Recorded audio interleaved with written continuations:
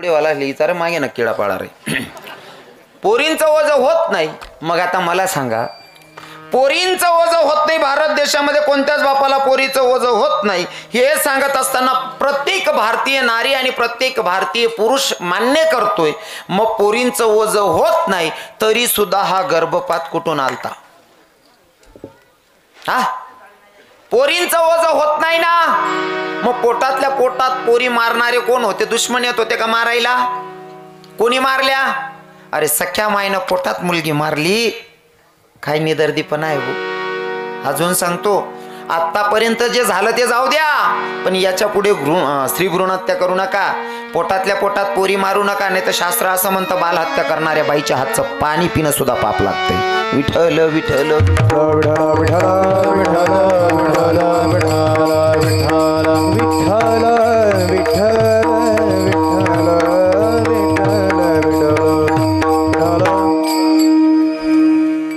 बाल हत्या करणं लय मोठं पाप आहे हो. कृष्ण भगवंताला सुद्धा चुकलेल्याने बाल हत्या केल्याच्या नंतर बहिणी सोन तुम्ही बडाई मार राही हो सोन चिडी सोन, तुम्हीच किडा पाड राही ना, पुरीशनी बडाई मारा ना, तुम्ही दांगडो घाल दे ना आठ. बाल हत्यासारखं पाप नाही कोणतं, म्हणून स्त्री भ्रूण हत्या थांबली पाहिजे. बाल हत्या करू नका. बाल हत्या केल्याच्या नंतर नुकसान आपलंच झालंय हो. आपलं नुकसान काय झालंय सांगू का? इथं बसलेले तरुण भाऊ कमीत कमी 30-35 ना, आडे कमीत कमी 100 पोरे होतील, अजून टाया बटेल नाही.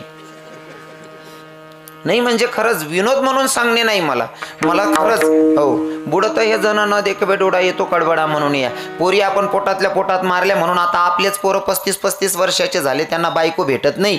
हाय सर्व पाप आपण करी ठेलशे. बरोबर आहे की नाही हो. पोरांना पोरी भेटत नाही. पहिले पोरी जास्त पोरे कमी होतात मनीषीने ना, सॉरी हां, पोरी जास्त पोरे कमी होतात मनीषीने. पहिले एक एक म्हातारा 2-2 लग्न करी आप्पा साहेब होती ना तुमच्याकडे अजून बी काही काही म्हातारा. हां, एक एक म्हातारा नाही 2-2 बायका. आते 39 वरीच नाव आहे गो, तरी बी टायाबोटी राहणार नाही भाऊ. काय करा ना आप्पा, सर्व सत्यानाश करून घेतला. पहिले एक एक म्हातारा 2-2 लग्न करे, आता एक बेटी राहिनी नाही. हां, पहिले पोरी जास्त होत्यात मनीषीन. लग्नाले जर निघेत ना पोरनं तर अशी चिंता राहे, मन पोरले सासू सासरा चांगला भेटायला पाहिजे बा, अशी चिंता राहे पहिला मायबाप असले. पोरी जास्त होत्यात बरोबर आहे ताई, मनी पोरले सासू सासरा चांगला भेटायला पाहिजे अशी चिंता होती. आता इथलं उलट होय गया, ते सुनबाई चांगली भेटायला पाहिजे बा अशी चिंता होती. हा, तिथलंच नाही बाकीने माया त्या सांगते फक्त लगीन करले बहिणी याला तथा लई जात नाही, विषय संपी घ्या. पण पहिला लोकेस ना विचार इथला भारी होतात ना, मोठं परिवार आहे तर पोरगी देवाना आनंद. का बर? मनी पोर एवढा गरमाशे, नुसतं उष्ट काहीतरी पोटभरी खाई असा भाव होतात. बरोबर आहे ना? उष्ट काहीतरी पोरबुकी मरणार नाही.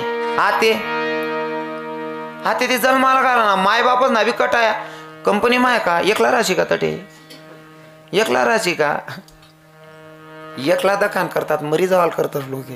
मला असं पटस अंडेरनी करता एकला दकी राहणार, मग तुमले बी भगवानने अंडोर देयशे पोरगा देयशे, मग तुम न कस काय होईन? हाय रीत नाही योग्य नाही का? तुमनाकडे नाहीत ना तसा लोक अजून मायच्या. अरे भाव चेंज केले पाहिजे नाही का? आपणच सगळा सत्यानाश केलाय. आणि अजून सांगेल, गर्भपात जो झाला ना का कसरी गर्भपात, याच्या मागचं कारण महाराजजी हुंडा मागणाऱ्यांनी चव घातली होती. हुंडा मागणाऱ्यांनी एवढी चव घातली का हुंडा मागायला लाजच वाटेने लोकेशले. कितला बी मागेतो हो, बजेटच उसकाट दिलं होता लोकेशनी हुंडा मागाना. त्यामुळे बाकीना लोकेशनी कच्ची महत्वालाच पुरी पोटमा मारी टाक्यात. पण मी त्यासले बी सांगस, हुंडा मागणाऱ्यानं मागायला नाही पाहिजे, पण हुंडा देणाऱ्यानं आयपतीनुसार दिला पाहिजे. प्रत्येक पोरीच्या बापानं पोरगी जन्माला आली ना त्या दिवसापासून सुरुवात करायची की माझी पोरगी जन्माला आली, यथाशक्ती मला तिला काहीतरी खर्च करावा लागणार आहे.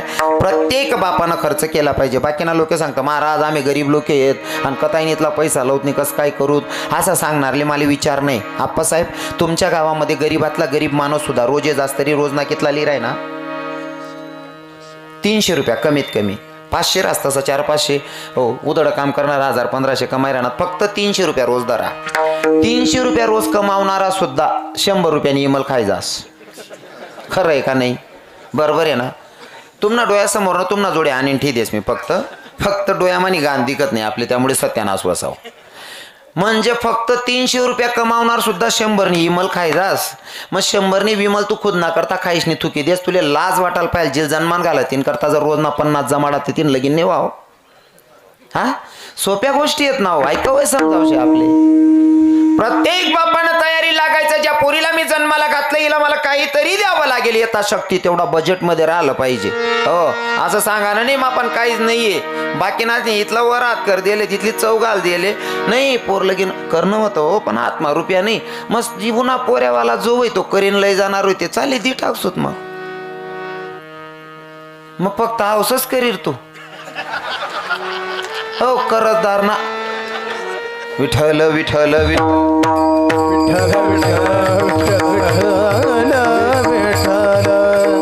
नवरीना बाप बनानी तुम्ही लगेच कथा बी चालना जातस नवरीना बाप बनानी नुसते हौसच करी का असं विठ्ठल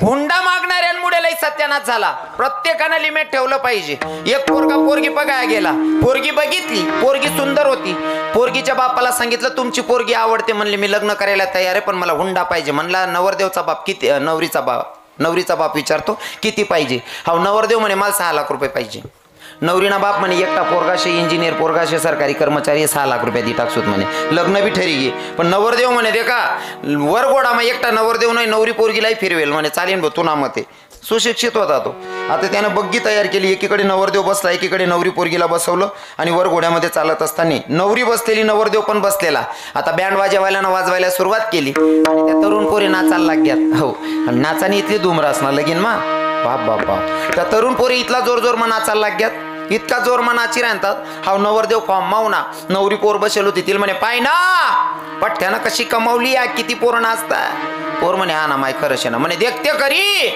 म्हणे हा नव माय म्हणे पाय तर खरी पोरगी म्हणे आव डांबऱ्या दा खऱ्या ना म्हणे हवा साव राव नाही म्हणे धनी तुम्हाला तुमच्या मायच्या गड्याची शपथ खरं खरं सांगा एवढे पोरं कसं काय नाचतायत तो म्हणे तू शपथ घाल देण्यात सांगणंच पडी सांगावंच लागेल सांगा पटकन काय नाही म्हणे सोपं येते म्हणे कसं काय नाही म्हणे कोणले 20 नि कोणले 50 नि कोणले 100 नि पाजी का कुत्तच म्हणे त्या नेतात येलच ना माईक आमना वासगाव ना पोरे नाहीत बघितला वायबा तुमनाकडे नाही ती पद्धत जानगर ना खोका त्यांगर ना वका नाही का पक्क मायच्या तुम्ही इथलं भारी सांग ना जस काय मी फॉरन माई येलशी पोरगीने सांगितलं तुम्हाला तुमच्या मायच्या गड्याची शपथ खरं खरं सांगा एवढे पोरं कसं काय नाचतायत तो म्हणे काही नाही कोणले 20 नि कोणले 50 नि पाहिजे का कोणतंच म्हणे त्या आणि बँडवर नाचणारा पोरेश नाही इथले बेकार काम कर टाकेले नाचू नका असं माझं दुमत नाही मला स्वतःला नाचण्याचा एवढा आनंद आहे पण मी प्रत्येक नाचण्याचा व्हिडिओ माझा भगवंताच्यासाठी असेल मी जे पण नाचतो देवाच्यासाठी असेल तुम्ही कोणता बी गाण्यावर नाचा दादा पण तेवढी नाचानी एवढी भान ठेवा ना की आपण कोणता शोक करिशने नाची ते नाही राहिनोत ना काही नवरीचे बाप आणि नवरदेवाचे बाप इथं बसलेले काका तुम्ही माझ्या बापासारखे आहेत मी तुम्हाला बोलेल एवढा मोठा नाही आहे पण प्रत्येक तरुण बहिणीच्या बापाला आणि तरुण भावाच्या बापाला मला प्रश्न विचारावा वाटतोय कोणता बापले असं वाटस मना पोऱ्याने दारू पिवायला पाहिजे असं कोणता बापले वाटस वरबोट करा कोणलेच नाही कोणताच बापले वाटत नाही कोणताच बापले वाटत नाही ना मन पोऱ्यानं दारू पिवायला पाहिजे असं मग तुमना पोऱ्यानं आडत मग दुसरा ना पोरले दारू पाहिजे नाचाडत असतोय तुमले असं काहीच नाही वाटत थोडंफार मय बी जीव करत नाही हा अरे आपला बिघडायला नाही पाहिजे दुसऱ्यांना बिघाडीन कुदाडतस तुम्ही लग्न नुसतं लग्न नाही तो एक यज्ञ आणि यज्ञामध्ये जर तुम्ही दारू पाजून जर पोरांना नाचवत असाल मला नाही वाटत तुमच्या पोराचं किंवा पोरीचा संसार सुखाचा जातात असं विठ्ठल विठ्ठल